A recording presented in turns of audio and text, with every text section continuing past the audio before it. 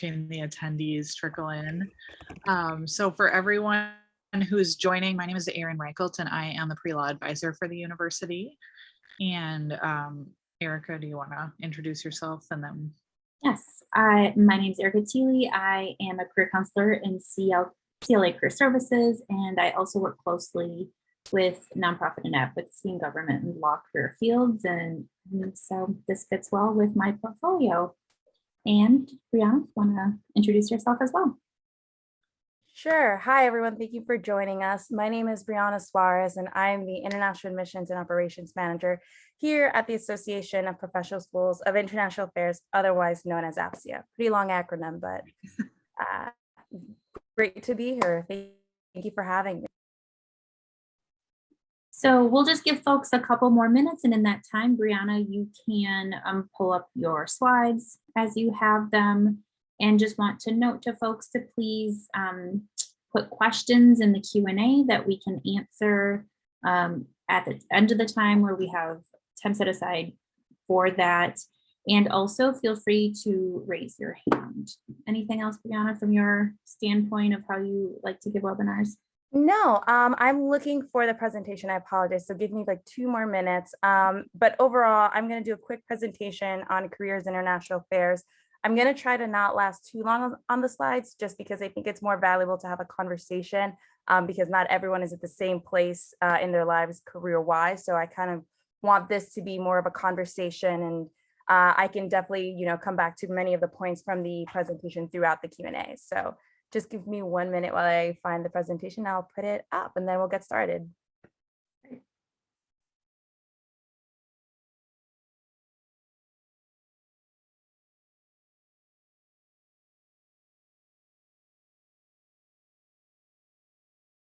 Well, while I'm waiting, though, I would like to hear more about the students that are on the call today, a little bit about this class, and yeah, just get a little bit more feedback on the journey that everyone is on right now. So folks who are on the call, if you did want to even just put into the chat what year you are in school. So this isn't targeted at any particular class. Honestly, it's just open to anyone at the University of Minnesota. So so folks on the call, if you just want to put in the chat what year you are in school and what drew you to the webinar, that would really help, I think, to focus our conversation today.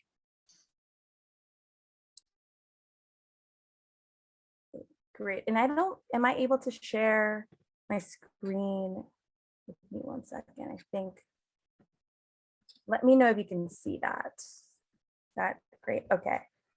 So let me just settle in. Again, just a quick intro once more. My name is Briana Suarez, the National Admissions and Operations Manager here at the Association of Professional Schools for International Affairs, otherwise known as APSIA. And a little bit of background on APSIA before we get started. APSIA is a consortium of the leading graduate schools that specialize in international affairs and public policy around the world. Actually, University of Minnesota Humphrey School is part of the APSIA network. And so with 67 members and affiliates in 20 different countries, those that are interested in completing a master's, mid-careers, or PhD program can do so virtually at many of our APSIA campuses around the world. Now, again, this presentation really focused on careers. So we're going to go over, how do you build competitiveness, skills to build on, how do you bridge your interests, cover letters, resume, and so forth. But again, I want this to be informed by your questions and answers. So I will, again, try to breeze through this presentation, and it hopefully will be available to you all, both in this recording and in the slide format if you're interested in after this presentation. So really, international affairs is such an interdisciplinary field that you really can bridge so many of the interests that you have with an international affairs career and degree. So many students tend to think that there's only one path, that it's only diplomacy or the foreign service, but virtually you can do so much with an international affairs degree. So there's careers in science and technology. You can do something within the law field without having a JD. You can work in business without having an MBA. Security intelligence, space policy is now a thing that some of our schools teach. So again, it really comes down to bridging your interests to your career path and really think about what are the things that you want to do moving forward. And so You may be someone that likes to tackle those big questions, right? So how do you tackle poverty, the environment? Now, many people are very much aware of the interconnectedness of, the global community and health with the COVID pandemic. So there are a lot of different big questions that you may be able to tackle with a degree in international affairs. Maybe you're someone who actually has more of a call to service, so someone that wants to work within their community and help their communities in many different aspects. Maybe you're actually more interested in the travel aspect of international affairs or culture, language, cultural affairs, those kinds of questions. Or, you can go the traditional route, the politics and government. So how is policy made and how does it affect those communities that you're part of? And how does it trickle down, right, from those big lawmakers, statewide, nationwide, even locally?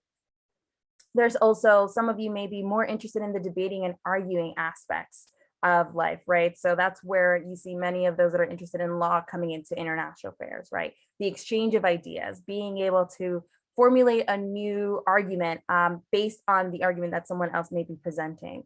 Or ultimately, you just really want to, make a change. You may not know what that is, but you want to be an actor. You want to be and by actor, I mean actor in the international affairs realm, and a positive agent for change. So there are many things that you may be thinking of. And these are some of the things that people are gravitating towards when they're looking for an international affairs degree. And I won't go over this slide because it is fairly extensive, but this is kind of just an examples of how you can combine interests that you may have that ultimately lead to a career in international affairs. And so maybe you're someone, for example, that is really interested in culture studies, so studies of a certain area, but you also like communications and journalism. Well, you can definitely become a human rights monitor, for example, in one of the areas that you're interested in. So those languages, those skills that you have from being interested in that area come into play when you're in that career. Maybe you're someone, for example, that is really into human rights, right? Really into the human rights aspect, but also the education of those in those communities. So maybe you become a refugee assistant.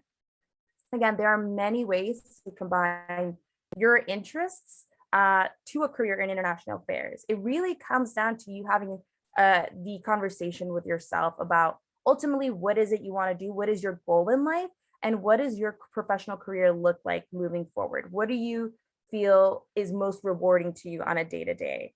But there are many ways that you can combine your interests in this field.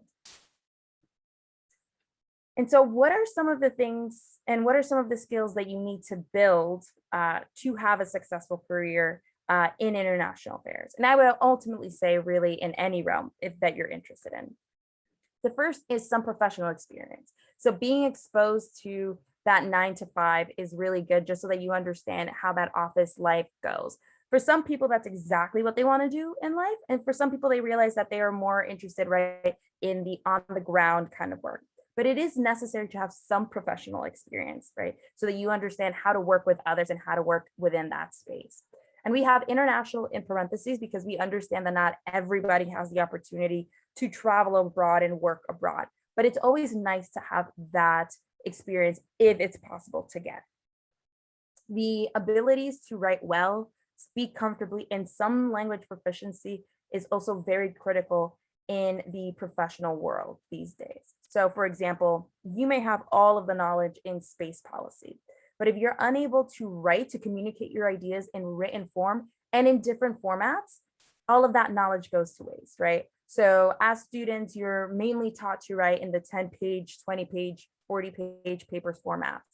But in the real world, you're not necessarily being tasked with those kinds of projects. And so the ability to write for memos, briefing notes, talking points, those kinds of formats really do come into play and are very, very necessary and very looked for within the career world.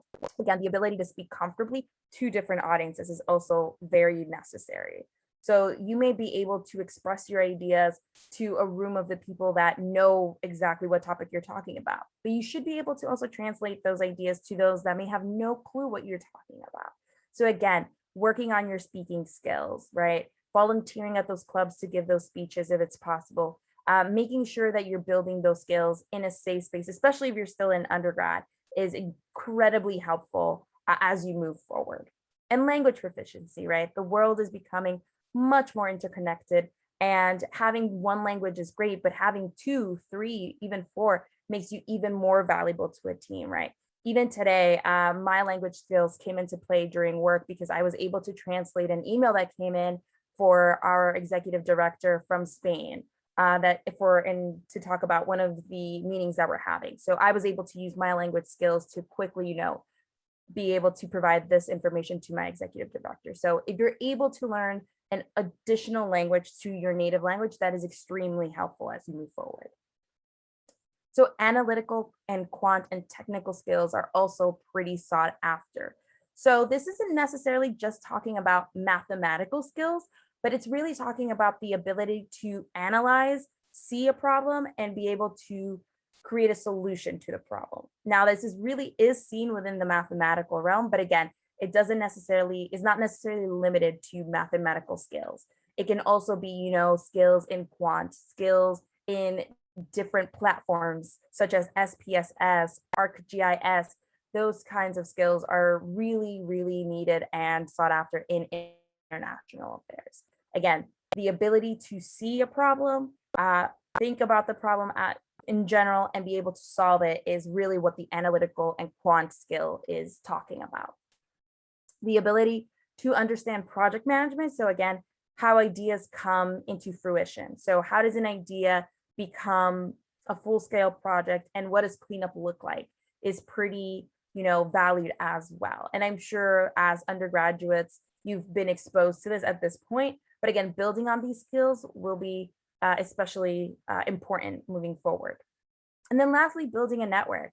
Many students tend to think that they don't have a network because they think that they're so early on in their onset of their professional career. But really, your network is pretty much anyone you come into contact with. So it is those peers that you're taking class with. It is the alumni from your undergraduate degrees institution.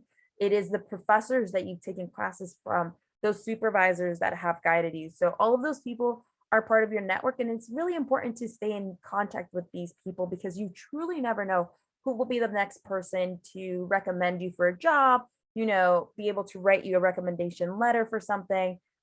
Really, these are the people that will kind of help you along your journey as you figure out what it is exactly you want to do moving forward. So I just mentioned a couple of the skills that you need in international affairs career, but I would say in any career ultimately. So where can you find, where do you build these skills? You can build these in internships and work study opportunities. So many universities offer internships and many external organizations also offer internships. So make sure you look into those. I know for students, it's a little challenging sometimes when you are looking at unpaid internships, but there are many organizations that do offer paid internships as well. And some universities have programs that support students that do take on unpaid internships. So look into those. There are study abroad and fellowships.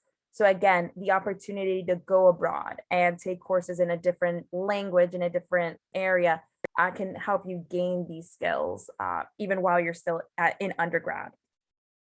Coursework and publications. So thinking about the papers that you write during your undergrad is pretty important and can really help you in your career search, especially as many employers are now asking for writing samples. So you may be able to draw from some of the coursework that you've done in your undergrad when you're applying to jobs, especially if it is specifically directed at something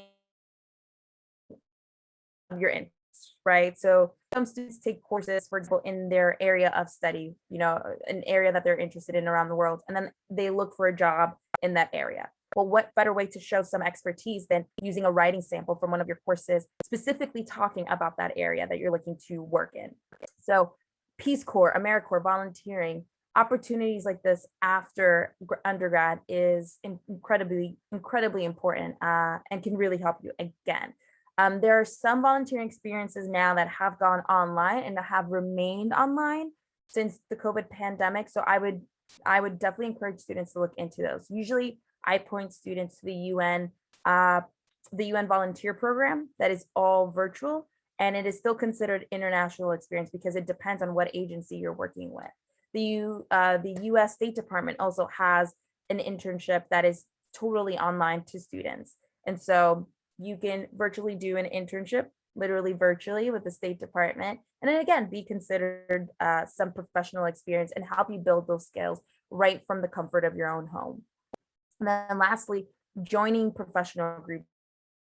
There's virtually a group for anything. So there is a group, for women in foreign policy, women in security. Again, I can name a bunch of groups that you may be interested in joining, but looking to share your interests with people in a like-minded community can really help build those skills as well. And again, staying in contact with professors and alumni from your institutions is really very helpful to continue to build those skills and build those networks that we were talking about earlier.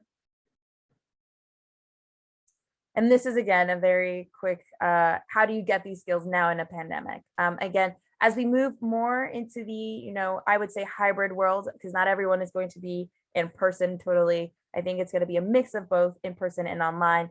These are another ways that you can get these skills still virtually. So again, and I mentioned some of these previously, but remote internships and volunteering, local and global connections. So, right, you don't have to leave your community to get these skills. For those, for example, that are interested in policy work, you can look into local legislation and local policy work to get that little bit of experience, right, before you jump to the state level, to the national level, so that you understand, right, how those policies are created, how bureaucracy is navigated, and all of those things that are going to be critical as we move forward.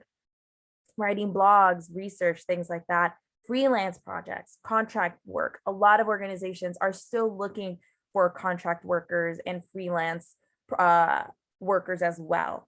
Again, because they're maybe not able to get the skill force, right, where they are. So look into opportunities like this can also help. And online meetups, discussion boards, right? You don't have to go to a meeting in person to connect with people. I know we're all tired of Zoom, but Zoom is still a pretty powerful tool to connect us all, as we can all see as we move forward in this pandemic. All right. So now I'm going to get a little bit more into the nitty-gritty of applying to jobs and some tips. So virtually, this is what most applications will ask for. It will vary depending on the job. For example, I know if you're looking for a job within the state government, so US state government, applying through USA jobs is going to be one of the requisites, and that may be a little bit more tedious than these lists, but be prepared to provide a cover letter, and we'll talk a little bit more about cover letters.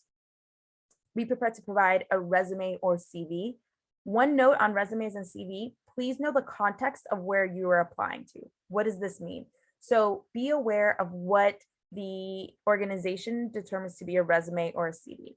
For example, I studied abroad in France, and when I was applying to organizations in France, their version of a CV is our version of a resume. So I had to be cognizant of that distinction.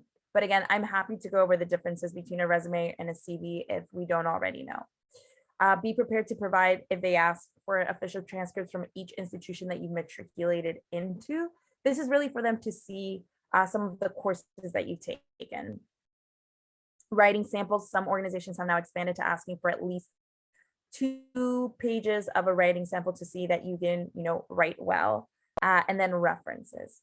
And we can talk a little bit more about references as well. But I think I really want to jump into the cover letter aspect of it. As someone who reads cover letters, I can't stress enough how important a cover letter is.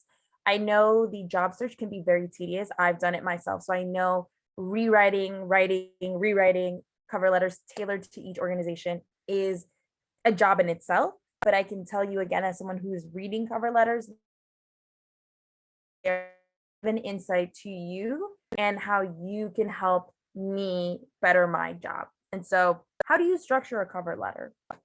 The first thing you need to do really is introduce yourself and the position you're applying, right? So emphasize again what you're applying to, who you are, and why I, as an employer, should continue to read this cover letter. And the second part, so the second paragraph that you jump into is what we call the you paragraph, right? So this is, again, what you're talking about is what you're applying to. Again, why the employer should keep reading. Sorry, I messed it up. The you should be the first part. The second part, which is this second and third paragraph, is the me. So this is talking really about the employer. So what is it that you can do for me?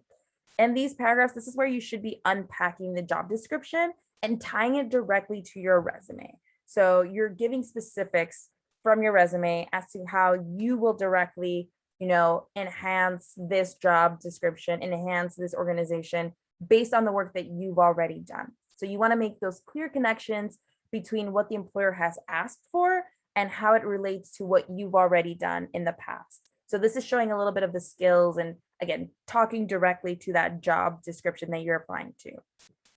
And then the fourth paragraph and the last little bit should be the what can we do together. So this is the we aspect of the of the cover letter. So this is really you talking about how you are going to meet the needs of the employer and how we together, so I would be the employer, how you and I together are, again, going to meet these goals. The cover letter is really meant, again, to talk about the employer and how you are helping them reach their goals. And then after you've done all three, you at the end summarize fairly quickly again what you're applying to, why you think you're the best candidate for this position, and a thank you. So again, if you're hitting the you, who you are, what you're applying to, the me as the employer, what you're providing me, and then the we aspect, how are we together going to hit all of these goals? That is generally the structure of a solid cover letter. One last note on cover letters that I do want to say is, or I guess two notes. First, the cover letter is meant to live with your resume. So it's not meant to hit every point of your resume, right? Because that is why you're providing a resume. It is giving me an overview of all of your professional background that pertains to this position, but it is not meant to be disjointed. So again, it's meant to emphasize a couple of those skills and positions that you've had and showing the employer why you and together with the employer are the best match for this job. All right, and I'll quickly go over resumes. I'm sure you've all at this point have created a resume of some sort, but really a resume is a one-pager. I wouldn't go over past a page unless you have extensive professional experience in a certain field. So that's really where you see someone that's been working, I would say, more than 5 to 7 years plus in a certain field. That's where you see 2 pages maybe come in, but you should really have no more than a page for the resume that you're providing for a job. One thing that I recommend students to do is to just have one long running resume with everything you've done. And then when you're applying to specific jobs, tailoring each of those resumes to that job so that you're highlighting certain skills and certain experiences that you've had to that job specifically. So while it's great that maybe you volunteered in the 9th grade at an animal shelter, maybe that job in IT doesn't directly apply to that. Unless, again, there's some skill that you learned during that job that you want to really emphasize as you're applying to it. Making sure there are no spelling and grammar mistakes is extremely important. Again, for both cover letters and resumes, I think this is pretty straightforward, but I would have someone else read your cover letter and your resume to make sure that there are no grammatical errors or spelling errors. I promise you, by the 100th time that you're rewriting and writing these things, you will miss something. So your resume should be listed in reverse chronological order and should be a bulleted list, as I just mentioned, of relevant experiences in education. Again, you don't need to list everything you've done in the resume that you're providing to the specific job. So just have one running list of things that you can draw from to tailor that resume for each job. Again, an overview of relevant accomplishments, and it is a focus on details and numbers. This is pretty critical. This is something students tend to overlook. They really like to use passive language in resume when you really should be using active language, active words, and showing what are some of those skills that you built. And especially if you can provide numbers. So maybe, right, you worked at an organization building their newsletter and you grew the subscriber list from 100 to even to 150, let's say, something fairly modest. That's still some growth, and you're still giving the employer some numbers to work with. You can even use percentages. That's always great, right? So I grew the newsletter subscriber list by 10% during my time there. That's still is giving the employers some idea of how you work and that you're giving them details enough for them to work with. And again, I just mentioned that during the cover letter portion, but it clearly connects to the job description. Again, great that you have experience in multiple areas, but I really, as an employer, want to read what are the things that you've done in the past that connect specifically to this job, so that if, in case I do hire you, I already have enough confidence that you've done something similar. It doesn't have to be exactly, but something similar to this in the past, so that I know the job will get done ultimately. And some other tips again, and I haven't mentioned a couple of these, so I'll quickly go over them, but be prepared to talk about the company. So know something about the company. A lot of students, when they're applying to jobs, tend to mass apply, and they will reuse and recycle a lot of the resumes and cover letters. And so they're not thoroughly reading about the organization. And so when they're being interviewed, they're unable to really emphasize what it is that drew them to the company or that organization. So make sure you have some understanding of what organization you're going to be working with. Be prepared to talk about the job position itself as well. So what are the things that drew you to the job position? What are the skills you want to build during the job position? What are the things that you're bringing to the table that, you think will help build not only your resume, but again, help the employer reach their goals? Be prepared to talk with the interviewer. So if you do know your interviewer ahead of time, it's always great to quickly look them up and see what some accomplishments, what their job position is, if that is possible, so that you're able to better connect with them. And then stay in contact with practice the interview. Excuse me, I missed one. That's also pretty important. I can tell you that jitters will come for anyone. Everyone has, jitters prior to an interview. I don't know one person that goes into an interview and is completely sure of themselves. So you have some practice in interviewing is pretty helpful, and most career centers have people that are able to help you. So make sure that you're tapping into your career centers so that you can, practice for any interview, whether that is for jobs or fellowships or even grad school interviews, excuse me. That also is very helpful because it helps you be able to better communicate what you want to say ultimately at the end of the day. And then lastly, stay in contact with the company. You never know what changes are coming about. You never know what new positions are being introduced. And maybe there's a job position. Maybe you were denied one position, but there's maybe another one that was just opened that is even better for what you're interested in. Make sure you stay in contact with them. Again, that also builds your network. And then very important as well, shape your LinkedIn profile, making sure your LinkedIn profile is up to date. Some employers do go on LinkedIn to see who they're going to be interviewing. And so having your LinkedIn profile be up to date is pretty helpful. And, it makes sure that builds on your application. And then lastly, as I mentioned, I continue to mention this, building your network, staying in contact with classmates, alumni, professors, right? Those people that you've come in contact with. I can say for my own experience, the first actual job that I got after undergrad was through a mutual connection, was through one of my friends who knew someone at the organization, and they saw the opening and just passed it along to me. So again, those connections really do help you along the way, even if it doesn't seem that way at the moment. And then lastly, these are some do's and don'ts about references. And these apply to not just references for jobs, but I would say for graduate school applications as well. So make sure that you're asking recommendations from people who know you and your work well. So while it's great that your grandmother may think you're the best person in the world, that's not exactly the reference that a job is looking for, right? So a reference should be coming from someone as like a professor, someone that's worked with you in the past in class. It may be coming from a supervisor that has supervised you and managed you in a professional capacity. So again, someone who knows you and can speak to your work well is a great reference.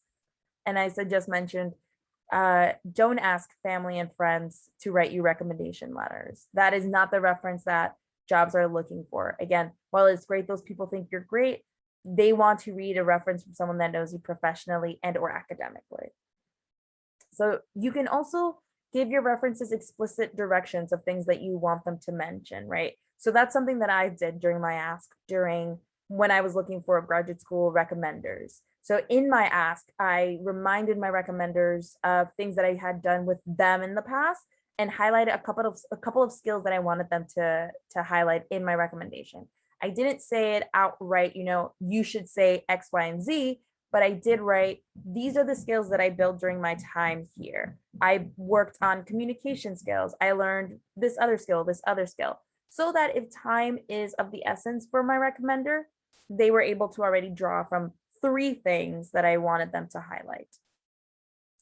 Again, don't rely on famous names. And this is something I was just talking about with a colleague from one of our schools. Many students tend to think that people reading their applications, whether it be for a job or a graduate school application, wants to read a recommendation from someone with a high name and high caliber. And they think that that is enough to put their application, at the top. When in all reality, that person may not even know who you are and may not be able to speak to who you are, either professionally or academically. They may just write you a very generic recommendation, and that really doesn't add anything to the application. So again, this is why it's extremely important for you to reach out to people who know you and who can speak to those skills, because they are able to better emphasize those things and those attributes that you want an employer to know about you. You also want to avoid making foolish mistakes.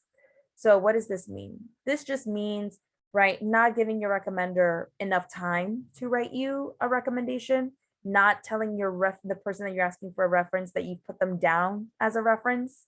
That's something I've seen happen. That has happened to me, where I've been called for a reference and didn't know that I was put down. Again, those kinds of foolish mistakes, you don't know if they will cost you the job, because you really don't know what the recommendation will say, what the recommender will say in their reference or when they're talking to the employer. Lastly, what you do want to do is ask for standing letters of recommendation. And this is really just some general letters that you can use for any job moving forward, so that they speak to things that you've done at that organization after you've left. And also ask for some tailored content as well. So some recommendations that are specific to the field that you may be interested in, that are highlighting, maybe you did an internship in specifically working on human rights. Well, asking for just a general recommendation about your work at the organization, but then asking maybe for a recommendation specifically talking about your work within the human rights realm is really helpful to have in your back pocket at the end of the day. And then a don't is what I just mentioned: neglect to inform your reference that they will be contacted. That is what I consider a foolish mistake, because again, you're burning a bridge there potentially, and you're catching someone off guard. So you don't know if they even have time to talk about you, talk with the employer about your skills. You want to really set yourself up for success from the get-go with that resume, with the cover letter, with the writing samples, and with the references that they're asking for. And with that, I know I went fairly quickly through the presentation. These are some links helpful to you all that I think are pretty interesting. We have sure to put my information in the chat. But with that, I kind of just want to jump to the questions and answers portion. Again, I think that's more valuable than me going and through a regurgitated presentation. Kind of just want to get into, where you all are at and see if I can be of any help. So yeah. And I think you should be able to see the Q&A. There are 2 questions that are in there now. The first one was, how is, ArcGIS. So yeah.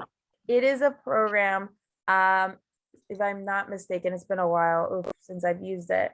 And it is a mapping a mapping platform. And so it is really used a lot during, what is it called?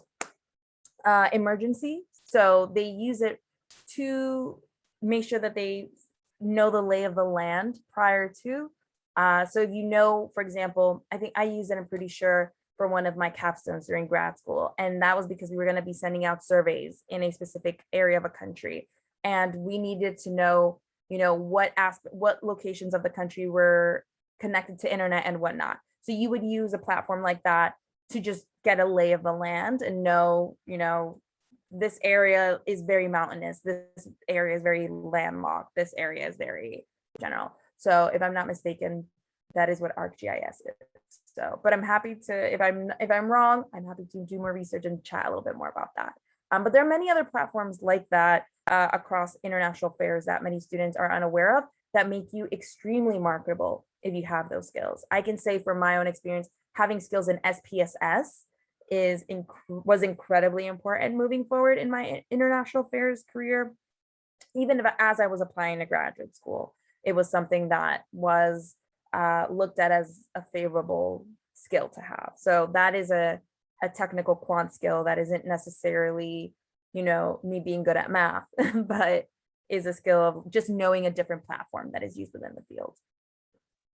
And I would also add, for you folks who get a little wide-eyed when you hear quant stuff, I also had to use that in grad school. I am not a math person. It is a skill. Think about it as a technical skill that you can learn, and not you either have it or you don't. So don't let that dissuade you in any way.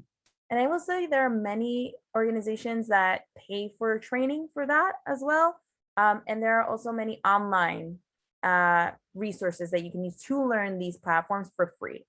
So you don't have to go to a class to learn it. I learned it. I was lucky enough to learn it in my undergrad because I took a specific class for it. But even afterwards, I had to reteach myself during grad school just to get a quick learner, just to remind myself. And I did it online by myself.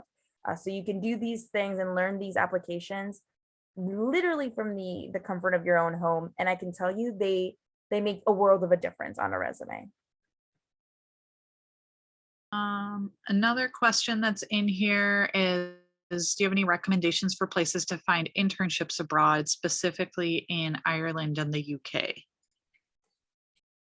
So that is a difficult question because it depends on what you're interested in doing. So I mean, there are many organizations and many places you could work at, but it really comes down to what is it you ultimately want to do. So for example, maybe you're interested in the EU specifically as an organization, as a body. So very much like the UN. So maybe you're interested in working at the EU, but working with Ireland. So maybe you're working on that. Maybe you're working as, someone that is talking about the disputes between Ireland and the UK now with Brexit. So maybe it's more local, more legislation on that end. Maybe it's working with an organization that's specifically that is home in the UK or Ireland. So that's a difficult question to answer. I would really just focus in on the thing you ultimately want to do. What is it about those countries that interest you? Is it the policies? Is it the organizations coming out of there? Is it, maybe human rights violations? Maybe what it is that you want to focus in and go from there. So really, you want to start out small and then branch out. Because again, there are many organizations that have no relation, for example, to Ireland, but are housed in Ireland and have offices there. So I'm happy to talk a little bit more with you specifically on those interests so we can narrow that down. But I'm sorry, I don't have very specific targeted recommendations as of now. And I would also add, through our Learning Abroad Center, there are internships that you can do abroad. So depending on what year you are, we do have both where you can go abroad directly. And then starting in spring 2023, there will be an opportunity to do a virtual internship throughout the spring semester. And then at the end, as a capstone project, we'll actually go abroad on that site and work more intense hours there as well. So there are other opportunities through the U itself, and have those credits go towards your major. And I will also say there are a lot of virtual internships on Handshake. So that is the handshake.umn.edu is what we use for asking employers to post jobs and internships. And I'd say the biggest piece that has come out of the pandemic career-wise is that there are so, especially a landlocked place like Minnesota, there's so many more opportunities to do remote and virtual internships, including in international markets. again, most organizations had to go virtual because of the pandemic and have remained virtual because they see the importance of reaching so many more students, so many more people than they would have naturally reached within their own areas. So definitely look into internships virtually as well. You can do those, as Erica mentioned, even while you're abroad. So while you're studying abroad, look into opportunities to intern maybe at, at a local organization where you're working, where you're studying at. So you can get those skills. So you get, 2 for 1 basically while you're studying abroad. A few more questions. So this one's specific to PhD programs. So how important is work experience before entering a PhD program if I plan on a career in academia? And when should I start looking for PhD programs? And I know that that's a pretty specific question. So, but if you do have any thoughts, otherwise I will refer this individual to, I certainly think making an appointment with one of the career counselors would probably be a really valuable step. But if you have any specific insight into PhD programs and international affairs, that would be helpful. Yeah, so luckily, because of my title, I have to work with our admissions people. So I chat with our PhD programs all the time, and we usually get this question. And then this also is a question I get of, right? Should I be pursuing an MA versus a PhD? What am I interested in? So for PhD, say is that you will need some experience. They are looking for some professional experience. And what does that look like? That will look like you filling out basically your CV, so a curriculum vitae, which will be a lot longer than your resume and will list your publications, conferences that you've spoken at, papers that you've written, things like that, because they want to see that that you have some experience within that field. PhD programs are notoriously hard and they are very expensive. And they're very rigorous and very long. And so they want to see that you are very committed to this niche topic.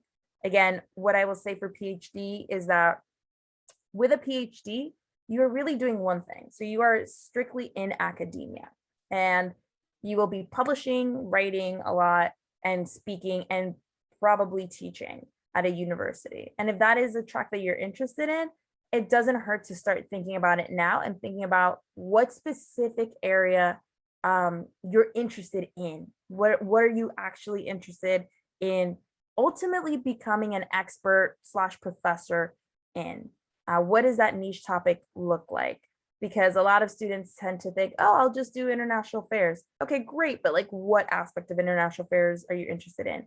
Is it, wars in 1800s specifically? Is it the security aspect? Again, so think through what you will want to be writing about for the trajectory of your career. Because that's ultimately what a PhD opens you up to do. There's not much more after academia other than academia. Some students tend to go the MA and then PhD route. You don't necessarily have to do that because that's really seen if you haven't had background in that specific area that you're interested in having a PhD. So you have to basically build that coursework that you missed out in undergrad. But if you're already working towards that now in your undergrad, again, try to get more experience. The PhD will always be there. And most people that are getting PhDs are a little bit farther along in their professional track. So you're seeing an older class for a PhD again, because it also takes a long time. A PhD takes years. So don't be afraid to get some experience. You will, yes, they are looking for some professional experience quite a bit as you're applying to a PhD. It's a competitive field, especially for those programs that are fully funded, which there are not a lot of, I will say. So it's a competitive field. So having experience a lot, if possible, is great. But yes, make an appointment with your career counselor as well, so that you can talk through a little bit more of what it is you ultimately want to do with a PhD, because a PhD is a commitment. It's almost like a JD or an MBA, kind of just limits your route. And so you want to make sure before you go down that route, before you go down that highway, that is the highway that you are sticking to. And it's okay not to know right now. It's okay to keep your options open and just chat through some of those interests you may have. Does anyone else have other questions? We have about 15 minutes left and plenty of time for you to ask your questions. You can also raise your hand if you are not figuring out a way to condense it down into a chat. We can unmute you and you can ask that question as well. And don't be shy to ask very specific questions about where you are in your journey as well. I'm here to help and answer any questions as I can. I know personally I'm someone that tends to be shy in presentations, and then, oh man, I remember I have this question and then have to reach out. But again, this is the time for you to really ask questions and reach out and, you know, pick my brain and I'll try to answer as best as I can to whatever question you have. Do not be shy. I'm more than happy to answer anything, or just throw it over to Erica and Aaron if I'm unable to answer. And while we wait for a couple more questions, Briana, the slides in your last, oh my gosh, the links in your last slide, could you copy and paste them into the chat so that students can access those resources along with your email as you offered to do? Yeah, I'm actually able to, let me see if I can upload the presentation, and that way you all can have it and just look back on it in future times. And if you can't, you can always send it to me and I will email out all of the participants as well. That's fine. And we did get 2 more questions. Do you know of woof or like woofing or have any experience with it? With woof, no, I don't. I apologize, but I would love to hear what this is so that I can, you know, research it. It is going abroad and working on different farms, and it's oftentimes around like sustainability practices and growing local foods.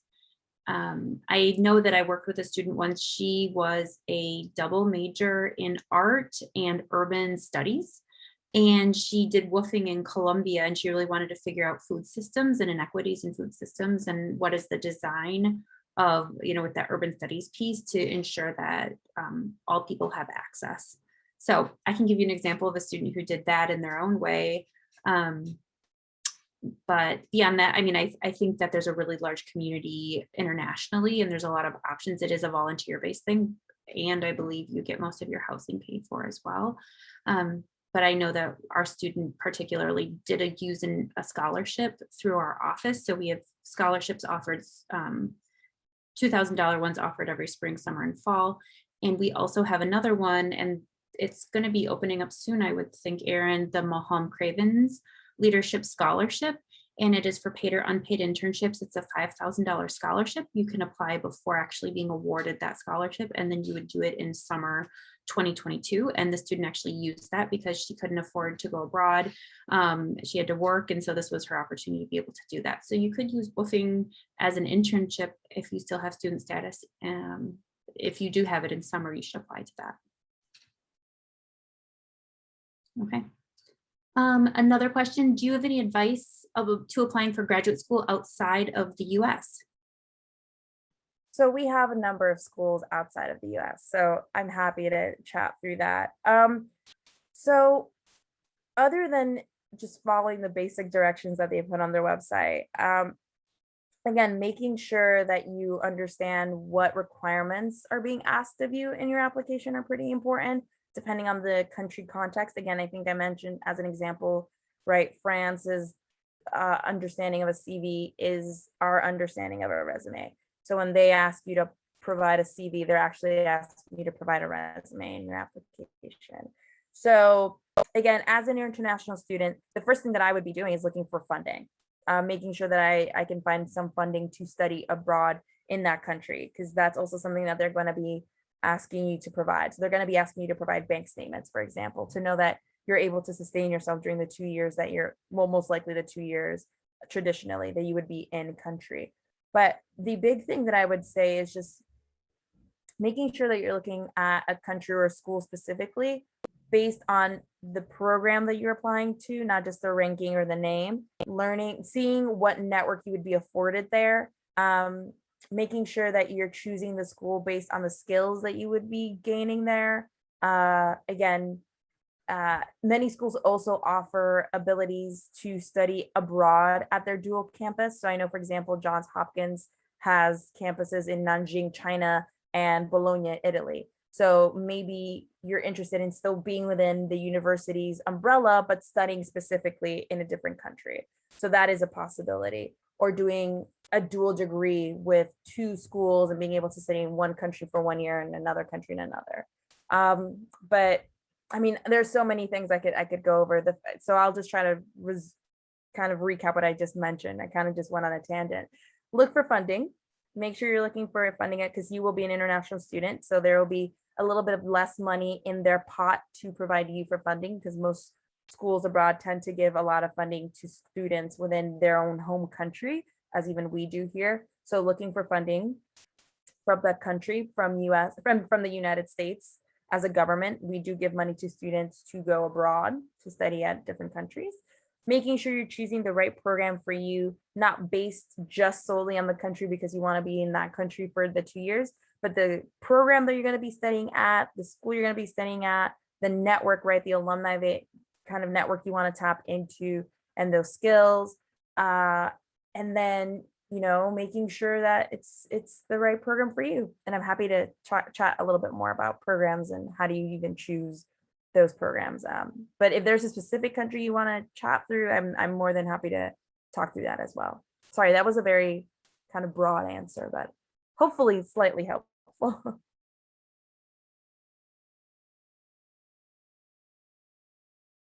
The next question is, any tips for applying to jobs in the public sector, government versus private sector, like think tanks or corporations?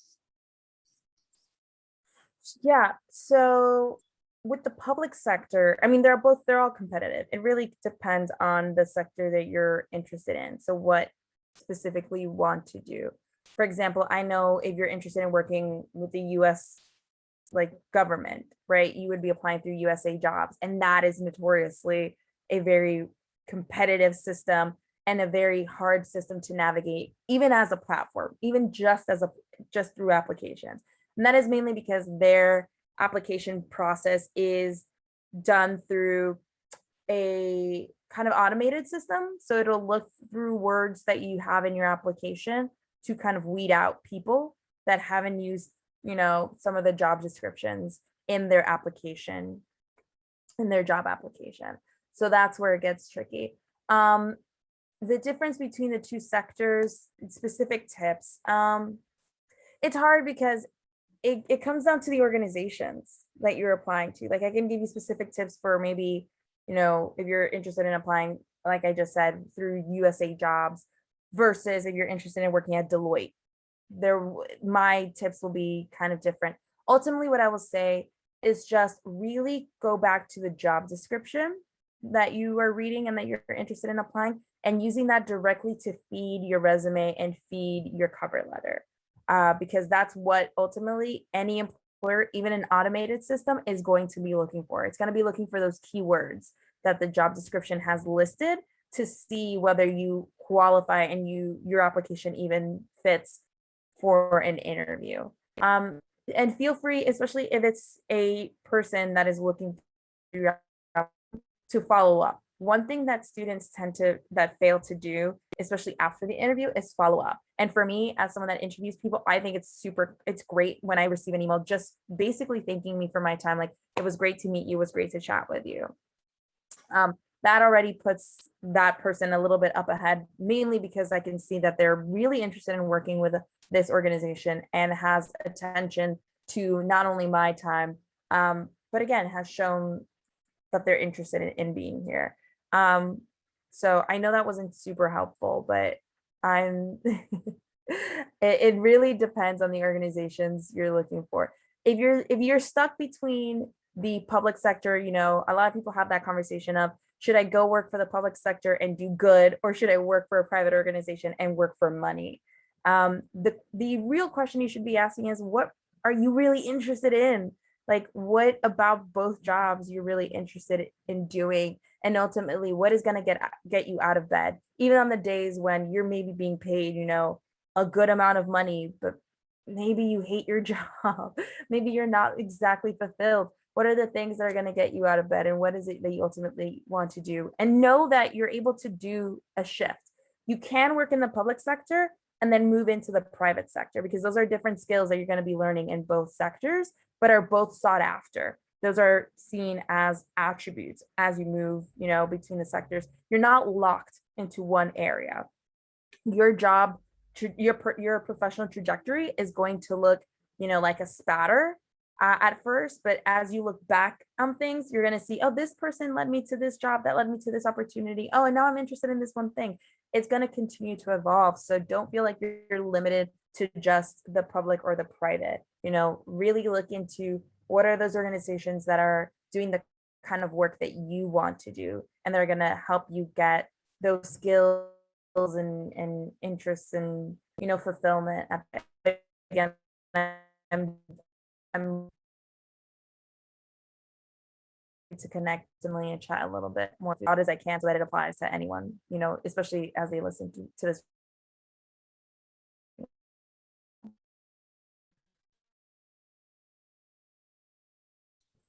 Hello? Sorry, you were kind of breaking up a little bit there, but I think we got most of it. Just Okay, toward sorry. the end of, no worries. The next two questions are actually asking a little bit more about your experience in France. So advice getting work in France, and then what your specific experience was like there, because this individual is interested in working there in the future. So with France, I studied French starting in high school. So, and then did it all through my high school experience, undergrad, studied abroad a couple of times, and have worked with organizations that specifically are located in France. So specifically, I'm talking about Doctors Without Borders. And that's one of the things that drew me to it, because I was able to use my French skills while I was working at MSF. My experience in France was great. I went to different places. I studied not in Paris. I mean, I did study in high school in Paris, but I studied in the east of France, in a little town called Besançon. And that was really to build my language skills. And especially because the general language skills that you're building as you're learning it in school is going to be different from the language skills you needed in office. So I managed to take some courses specifically tailored to what it would be like to work in a French office. The vocabulary that I would need for any office, really. So it ranged from working as a trucker to working with an executive director, right? And again, what does that language look like? So that would be probably one of my first recommendations, is seeing if you're able to take a course or several courses to really emphasize what work culture is like in France versus what it is here in the US, because it is different, and making sure that you're building your language enough to be able to sustain yourself during that time that you're working there, if you're interested in working there. It is hard in any country, as someone coming from an international area, coming from another country, to get a job anywhere. But what I would first suggest is look into internships and volunteer opportunities at organizations that are located in France, because that kind of gets you a door in. It gets your foot in the door. So for me, working at MSF, I worked here at the headquarters in New York, but it has offices in France. So if I wanted to, and I wanted to continue my journey there, I could have asked to be transferred to one of those locations. So you don't necessarily have to start out in those countries, but start out at an organization that may have locations in France. And that way you're able to make that transition a little easier for yourself, rather than, moving to France and then trying to look for a job, because that is hectic for anyone moving anywhere. Moving and then finding a job is hectic for anyone. So that's kind of my first tips, the first couple of tips I would have.